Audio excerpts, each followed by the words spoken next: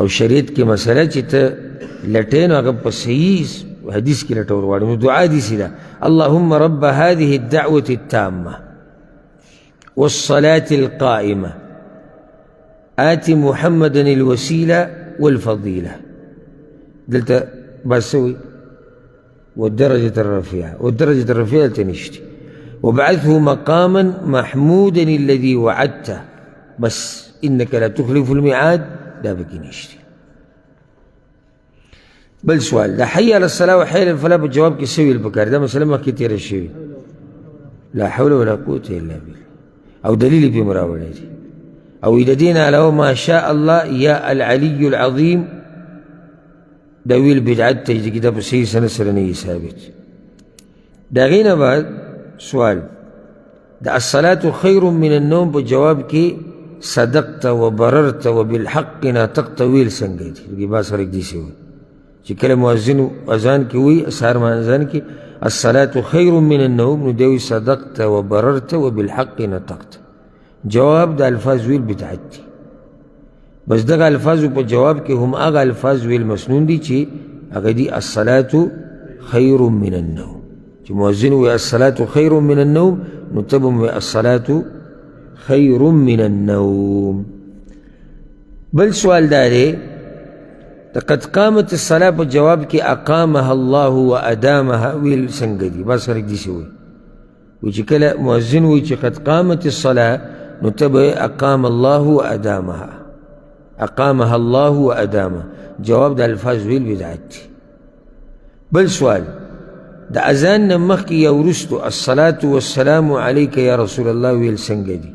جواب ده مذكورة درود ده أذان نمخي يورستو ويل بدعتي الصلاة والسلام عليك يا رسول الله ده أذان نمخي ده أذان نورستو فالجهر سرويل ده بدعت دلتا كتورست درود وي نو هغه درود وي چې کوم ثابت دي لکه درود ابراهيم اللهم صل على محمد وعلى ال محمد او دا د ځان سره دا درود هم د ځان سره دا په جهر سره نه دی ګوره بعض حضرات خو په سپیکرو کې وي او هم دغه الصلاة والسلام عليك يا رسول الله او دا اذان نه مخکې هم دغه چغې وي او اذان نه بعد هم وي او دا بدعت ده نه دی ثابت به د یو څو ټکو وضاحت کړی وسیله وی جنت کې د بلندترین درجې نوم دی اوچته درجه ده مقام محمود د شفاعت ما مخکې خبره ذکر او فضیلت لکه چې د حدیث کې څه دي آتی محمد الوسیله والفضیله نو دا فضیلت څه ته وی دا هم په جنت کې د یوې درجې نوم دی یا ترېنه مراد زیاتی فضیلت ته په ټول مخلوق باندې یعنی دله غوروالی ورکه په ټول مخلوق باندې مرتبه وله اوچته که یو سړی وي چې د رسول صلی وسلم مرتبه خو اوچته ده نبي وسلم دعا غواړو چې دا مرتبه یې ښه اوچته شي او اجرونه یې ښه ډېر شي ځکه چې دا امت چې کومه دینداري کوي په دې کې د رسول صلی الله علیه وسلم برخه ده ولې هغه موږ ته رارسولي دا باز راولګي وي زه د رسول صلی الله علیه وسلم دپاره قرباني کو او څوک وي زه د هغه دپاره عمره کو څوک د هغه دپاره روجې نیسه دې ته ضرورت نشته ته روجه ونیسه د ځان دپاره عمره وکړه قرباني وکړه الله به هغه له اجر ورکوي ځکه چې دا عبادت ته هغه ښوولی دی اوس دې نه بعد یو اوږد فصل چې په دې کتاب کې دی الادعیة والاذکار التي وردت في الصلاة هغه دعاګانې او اذکار چې په مانځه کې راغلي دي دا فصل دا باب ډېر په توجه سره واورئ او یادې کړئ او که دا دعاګانې تاسو یادې کړئ نو دا مونځ به هم دومره ښایسته شي او د مانځه په خوند به او په لذت به پوه شي چې دا مونځ څه ته وایي یعنې داسې خلک شته چې هغوی په کلونو مونځونه کړي دي او د اوسه پورې هغوی موږ له مونځ دا خوند نه دی راکړی نو خو یې چې وله نه دی ورکړی د هغې یو غټه وجه چې دی دا مونځ عادت ګڼي او عادت او عبادت کې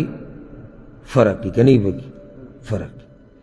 یعنې یو سړی جومات ته روان دی د الله د راضي کولو دپاره او عبادت کولو دپاره جنت ګټلو دپاره، جهنم نه بچ کېدو دپاره. او یو سړی را روان دی جومات ته، ځکه چې خلک مانځه له روان دي او جومات ته به ځي، او دا یو بوج ده بس کمول غواړي د اوږو نه، نو دی به په مانځه کې کوم ځای کې خوند ومومي. دغه شان مانځه کې خوند نشتی، ځکه چې مونځ محمدي مونځ نه دی، هغه د رسول صلی الله علیه وسلم په طریقه نه دی. ابۍ دا ښوولی دی، بې شماره غلطیانې دي پکې. یا یو امیر صاحب ملګري راته ښوولی دی، دینداره سړي ښوولی، خو پکې غلطیانې دي، او بعض دې منلو ته تیار نه دي چې زموږ په مانځه کې څه دي، غلطیانې دي. نو درېیمه وجه، زمونږ په مانځه کې موږ ته یو ذکر یاد دی، او د هغې په ترجمه باندې اکثر نه دي پوه، نو خوند به د کوم ځای راشي. اوس به تاسو واورئ د تکبیر تحریمي نه وروسته دعاګانې د اولنۍ راوړي، یعنې چې الله اکبر ووایي نه بعد دعاګانې. موږ ته صرف یوه په وړوکوالي کې خوښ شوي وو، هغه د اوسه پورې ډېرو ته یاد ده، او ډېر د دقې سره قبر ته تلي، بله دعا یې نه ده یاده کړې. کومه؟ سبحانک اللهم. او د دې ورته هم ترجمه نه ده معلومه، ډېرو لږو ته لا بیا دغې ترجمه معلومه. بیا رکوع کې صرف سبحان رب العظیم دی، په سجده کې صرف سبحان رب الاعلی دی. التحیات لله پر رسول صلی اللہ علیہ وسلم باندې درود، او ربنا آتنا فی الدنیا. بس نتی یو قدم مخکې کېږو، نتی ورسو کېږو، ځکه چې موږ ته په خپله هم پته نشته چې دا موږ څه وایو او ولې وایو. آیا دا رسول صلی الله علیه وسلم ښوولي دي او که نه دي ښوولي؟ نه، موږ ته هېڅ پته نشته، خو به دا مونځ موږ ته خوښ شوی دی او موږ یې کوو. بس یو طریقه روانه ده، نه تحقیق شتی، نه تپوس شتی چې ولې زه دا وایم، د دې معنی څه ده، آیا د دې په ځای بل ذکر ویلی شم، دلته دا ذکر ویلی شم، په دې الله څه اجر ورکوي؟ نه نه، دا تپوس نه شي. بس دقه چې څه ویلي او هغه هم چې ډېرو نه یې واورئ والله چې داسې ګډې وډې ووایي که نه، سبحانک اللهم وبحمدک، دا لا زه بیا هم لا ښه وایم چې داسې راته وایي. نور څه شروع کړي. د هغه یو سپین ږیري نه ویډیو شتي، د هغه نه تپوس کوو مانځه باندې چې ودرېږي څه هغه الله اکبر التحیات لله والسلام، او هغې هم ګډوډ ووایي، او یاره عمر به یې داسې 70 کاله و. دې سپین ږیري ته که دې ووایي چې مونځ دې غلط دی، دیم تا ته وایي ته وابي. ها، دیم تا ته وابي وایي، او دیم تا ته وایي دې څه وایي، دې دا سپین ږیری وایي خلک را پیدا شوي دي، دین را باندې ګډوډ کوي. تا سره دې څه چې زه به تا ګډوډ کوه، ته خو د سبحانک اللهم په ځای تحیات لله وایي، زه به تا باندې ګډوډ کړم. نو مولوي صاحب ورته بیان وکړي، وایي کومه لار هم چې ده مضبوطې راونیسئ، دا پسې چې روان یې ښه برابر دي. خو که څوک درته طریقه برابروي او د پیغمبر مونځ درته ښیي او اذکار او دعاګانې درته ښیي، نو ګوره پوه شي چې دا وابیان دي، زموږ دین خرابولو را پیدا شوي دي. یو مولانا صاحب بیان مې اورېدو، ډېر دا ویډیوګانې ډېرې چلېږي، زه اکثر دا رد د وضاحت دپاره کوم. ذاتي زمونږ د چا سره څه پوله پټی نه دی شریک، خو مسله د دین راشي بیا پې لازم رد کوو. نو د رسول صلی الله علیه وسلم سیرت بیانوي، چې کله مشرکین د مکې را جمع شو او مشوره یې کوله چې دې سړي سره آخر څه وکړو. نو شیخ نجدي پکې راغی، شیطان چې هغه د بوډا په شکل کې راغی او مشوره یې ورکړه چې دی په شریکه څه کوي،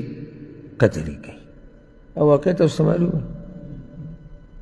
نو مولانا صاحب وایي چې نجد ریاض ته وایي دا. ها، او چې کله بیانونه شروع کړي، دوی وایي سعودیان او دا سعودي عرب والا دا ټول وایي دا حنبلیان دي، او کله وایي دا د شافعي مذهب والا دي. اوس وایي چې دا شیخ نجدي دی د ریاض نه راغلی او دا شیطان، او دا اولنی وابي ووایي. اوس عوام که دا خبرې کې سړی وایي جاهلان دي که نه، دا اولنی وابي و، اولنی وابي هغه شیخ نجدي دی. نو بیا دا خبره کړې ده چې الله دې د وابیانو بیخ وباسي، خو په هر بیان کې چې موږ ته وراتاو شو به دوی راځو، او په دوی چې نه یو راغلي وي کار نه کي. نو ما په دې زړه کې وي دا خلک د کار خلک دي، ځکه به ته په مخه ځې راځي، ته بل څوک ولې نه یادې. تا ته دا پته دی چې دا خلک بیدار خلک دی او دا کاروبار یې علم خراب کړی دی او پخوا به غټې قصې وي هر څه به هغه هر سره له دوی دل دل کړي دي کنې دې څه په دنیا کې ډېر مذهبونه او فرقې شتي ته به بله باندې ولې نه راځي هر وایي چې تاویږي را تاویږي په دوی زه راځم وایي لازم به راځم او لازم به راځي چې دا د کار خلک دي او په دوی پورې چې ځان سولی را سولی نو ته هم لږ مشهور شي اوس ته داسې خلک یادوي چې څوک یې پېژني نه د کار دي نه پکې لشه پکې نه وي لشه نه په هغه څه کې سلفیانو کې الحمدلله لشه ده د کار خلک دي ځکه یادې را یادې تا ته یو سړی د رسول صلی الله علیه وسلم لمونځ کوي اذکار او دعاګانې ته کوي دا ستا دشمن دی که دوست دی او د ده تشبیه د شیطان سره ورکول او دا چې دا خلک فسادیان دي او دا خلک کم فساد خور کوي کم فساد طرف ته موږ دعوت کړی تاسو چا ویلي لا دغه خلکو دا ویلي دي بیانونو کې چې کوم ځای کې راته دا خلک میلاو شي وایي او مړه کوي او وجلي دي او جوماتونه یې وله راګزار کړي دي که نه دي جوماتونه د الله کورونه راګزار کړي خو بیا هم فسادیان څوک دي موږ فسادیان شو دا بیا مصلحین دي تعجب دی نو دا دعاګانې دا یادې کوي منځونه به هم ښایسته شي بله دا چې د دعا حدیث خو نه دی چې دا د اهلحدیثو سلفیانو د ځان نه جوړ کړي موږ خو د دې خلاف یو اوس لږ ساعت مخکې ما تا ته ونه وي چې دا والدرجة الرفیعه انک لا تخلف الميعاد دا به پکې نه وي ولې به پکې نه وي ځکه صحیح حدیث کې نشته موږ خو الحمدلله دومره د رسول صلی الله علیه وسلم تابعداري کوو نو د اذکار او دعاګانې د رسول صلی الله علیه وسلم نه ثابت دي خو بعضو ته مشکل لري چې هغوی ته یې ښوولي نه دي نو بیا د هغې نه غټ مصیبت دا دی چې هغه چې ورته ښوولي نه دي ورته معلوم یې نه دي هغه تا باندې رد وکړي وایي تا نوې مسله بیان کړه موږ خو چېرته نه ده اورېدلې نو تا نه ده اورېدلې د هغې اوس زه ذموار یم نو دا ډېرې قیمتي دعاګانې او اذکار دي وی د تکبیر تحریمي نه وروسته دعاګانې د ډېرې دعاګانې د اذکار دي تکبیر تحریمه څه ته وایي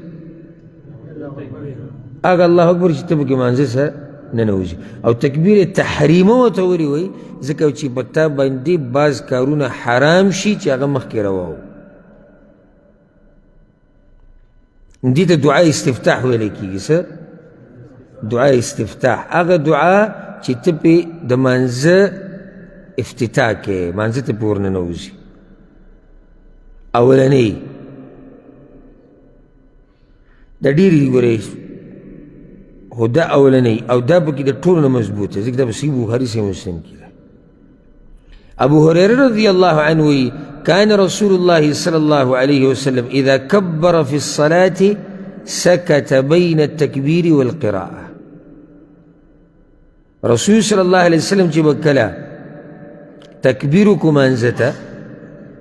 نو د تکبیر او د قرات په منځ کې به لږ چوپ شو قرات څه مطلب دی سورې فاتحې شروع کولو پورې به څه چوپ شو غلی به شو ښه وی ما ورته چې بأبي أنت وأمي ای د الله رسوله زما مور پلار دې په تاسو قرباني أرأيت سکوتک بین التکبیر والقراءة أخبرني ما تقول دا چوپوالی او دا غلی کېدل ستاسو په مابین د تکبیر او د قرات کې تاسو دلته څه وایئ دې کې څو مسلې اولنۍ دین خلک په دې طریقې سره زده کوي چې ته د هرې خبرې څه وکړې معلومات یعنې اوس ابو هریره سره غم دی چې رسول الله وسلم غلی دی څه وایي او ځکه خو الله دومره علم ورکړو چې ټول نه زیات حدیثونه در نقل کړي دي نو بله مسله دته څنګه پته ولګېده چې رسول الله وسلم څه وایي نو نور روایتونو کې راغلي چې هغه ږیره به خوځېده یعنې د شانه به ښکارېده چې ږیره خوځېده او دا دلیل دی پسې ګڼه ږیره وه دا بله چې مولانا ما خوب کې رسول الله وسلم لیدلی دی وایي رنګۍ ږیره وه د هغه ګڼه ږیره وه غټه ږیره وه غټه مسله چې زه بیانوم هغه دا ده وی الله قرآن کې وایي دا عباس وایي چې الله قرآن کې چې کله قرآن ویلی کېږي نو تاسو غلي شئ نو ځکه به د امام قرت ته غوږ ږدي سوره فاتحه به نه وي داسې وایي که نه غلی به شي نو دا یاده که غلی کېده یو په عربۍ کې داسې چې اواز ته روشي یعنې داسې کې ګوره ابو هریره څه وایي ارأیت سکوتکه ستا غلی کېدل نو چې غلی کېدو مطلب دی چې ته بلکل څه نه وایې نو بیا دې ته پوښ درڅه کوي چې ته څه وایې پوه شو دې خبره یعنې دا مقتدي چې په امام پسې ولاړ لو فاتحه رو وایي نو دی غلی دی دی څه دی غلی دی سړی چې په دې څه دلیل دی چې دا غلی کېدل دي وایي دلته ابو هریره رضی الله عنه رسول صلی الله علیه وسلم ته وایي وایي ستاسو دا غلی کېدل د تکبیر او د فاتحې منځ کې تاسو څه وایې یعنې عجیبه ده غلی کېدل او تاسو څه وایې معنی ده چې غلی کېدو مطلب دا دی چې اواز یې رو دی او دا خو موږ هم وایو یاره پلانې غلی غلی لګیا و غلی نه غلی لګیا و وإذا قرئ القرآن فاستمعوا له أنصتوا غلي شيء سلو چې غلی شي او ته سوره فاتحه نو ما ته رسول الله صلی الله علیه وسلم ویلي چې سوره فاتحه ووایه امام پسې او الله راته وایي غلی شه او همدې ته غلی کېدل وایي دلته مراد غلی کېدل هغه دا دی چې صرف سوره فاتحه ووایه اوس نور څه شه بلکل نور بلکل غلی شه دا مې تاسې یو فایده ذکر کړو ډېره قیمتي فایده ده نو هغه ورته وایي زه دا وایم اللهم باعد بيني وبين خطاياي كما باعدت بين المشرق والمغرب اے الله جداوالی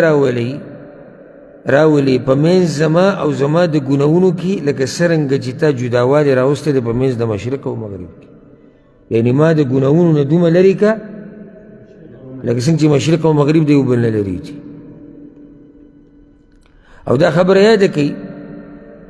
چې ډېرو حدیثونو کې داسې رسول الله وسلم د ګناهونو یا بخانه غواړي د الله نه بیا څوک دا سوال وکړي چې یاره پیغمبران خو الله د ګناهونو نه صفا ساتلي دا ولې داسې غواړي نو دا د دې دپاره چې خلک یې تابعداري وکړي په دې دعا کې بله دا چې نه د هغوی عجزي ده درېیمه دا چې دې سره درجې او مرتبې اوچتېږي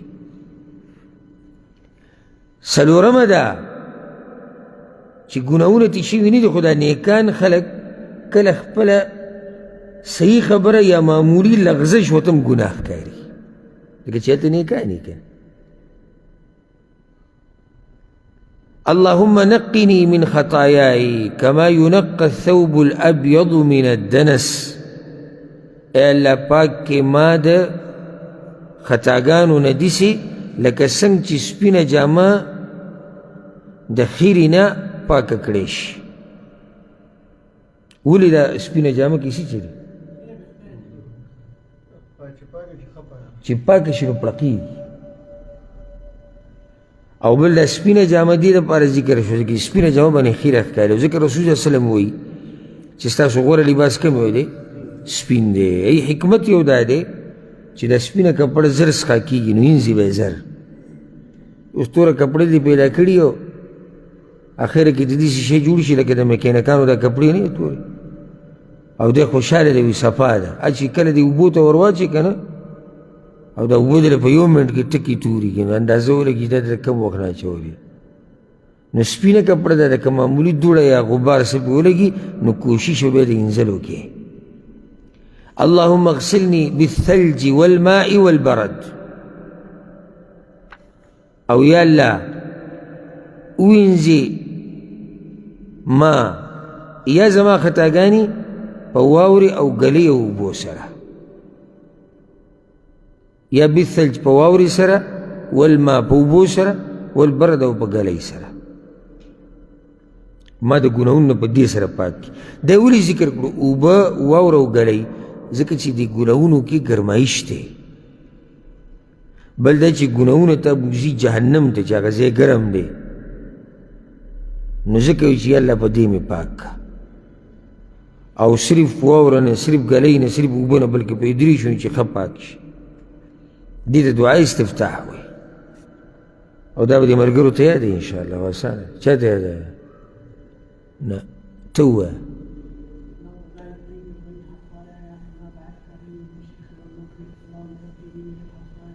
من خطاياي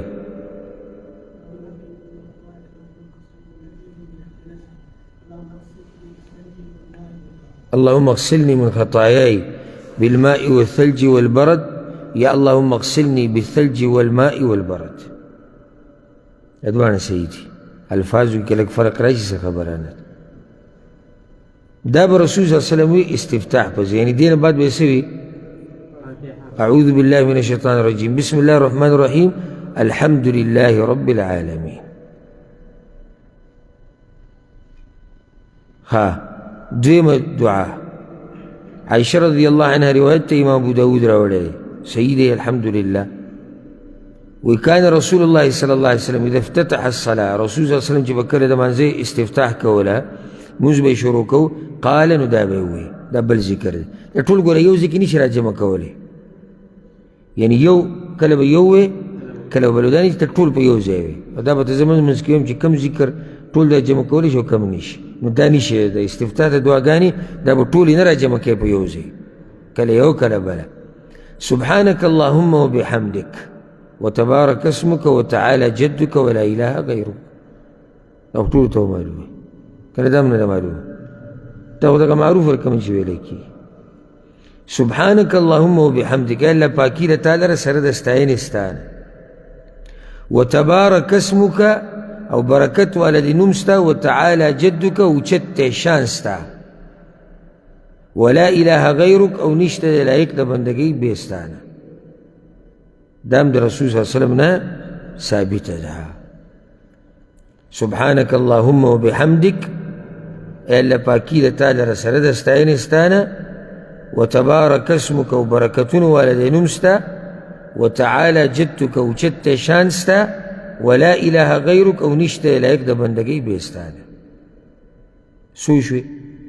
دعا او په دې کې اخو دې خو نه کوي بل درس کې بزدا تاسو اورم غوړي د منځ د اذکار دا مونږ هر وخت سره کې دیږي کله نفلی کله فرضي نو ځکه دې اذکارو د ادولو اهتمام وکړي. په دې به اکتفا وکړو ان شاء الله. را روان درس کې به شروع کوو د درېیمې دعا نه. د استفتاح په دعاګانو کې به شروع د کوم ځای نه کوو؟ د درېیمې دعا نه. الله دې موږ